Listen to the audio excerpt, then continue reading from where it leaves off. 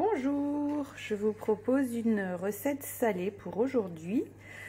Une pizza revisitée, donc un petit peu spéciale avec une pâte de chou-fleur. Alors pour la recette, 300 g de chou-fleur. Donc je l'ai mixé, bien essoré pour pas qu'il y ait de l'eau qui se rende trop pendant la cuisson. Donc je l'ai mis dans une serviette et j'ai bien essoré. Ensuite, il faut de la farine de sarrasin, 80 g, 2 œufs, de l'huile d'olive, herbes de Provence, un petit peu flou, du sel, du poivre, du curry. Pour le dessus de la pizza, donc j'ai fait une purée de courge butternut. Donc en fait c'est de la courge butternut cuite, j'ai juste réduit en purée pour l'instant.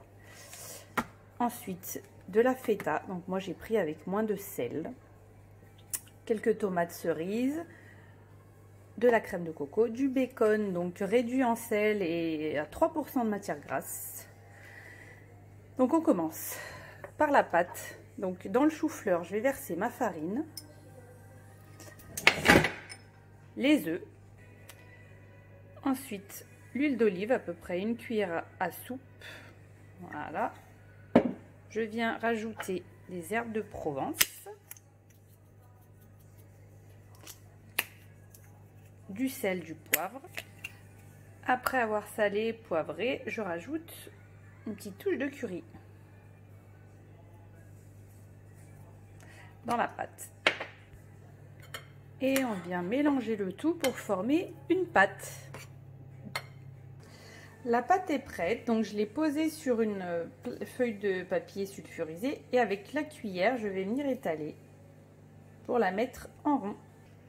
Voilà ma pâte bien étalée, j'ai fait le plus joli rond possible et je viens enfourner à 180 degrés. Donc pendant le temps que la pâte cuise, à peu près il faut surveiller un quart d'heure, voilà, vous surveillez votre pâte, tout dépend des fours.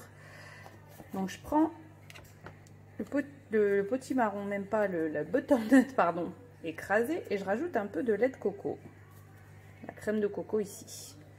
Pour donner un petit touche rappel, je rajoute une touche de curry, du sel, du poivre, et je viens bien mélanger le tout, bien homogénéiser. J'ai la purée qui est prête, et puis il n'y a plus qu'à sortir la pâte et poser la garniture. J'ai sorti ma pâte et je viens placer au-dessus donc ma purée de butternut, donc en guise de base, comme si c'était une sauce tomate.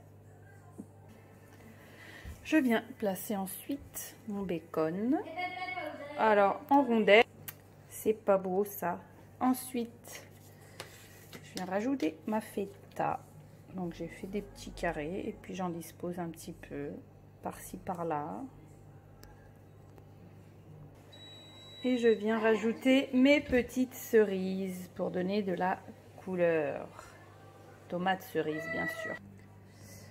Ça donne déjà envie. Et puis je vais parsemer par-dessus un peu de mozzarella râpée. Voilà, vous pouvez la mozzarella, la feta au lait de brebis. Voilà, c'est des fromages moins gras. Donc même si c'est du gruyère, hein, c'est en quantité équilibrée, tout va bien.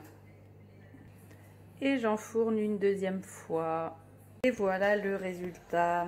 Ça sent trop bon, ça donne trop envie. Une bonne manière de faire manger des légumes aux enfants. Salut!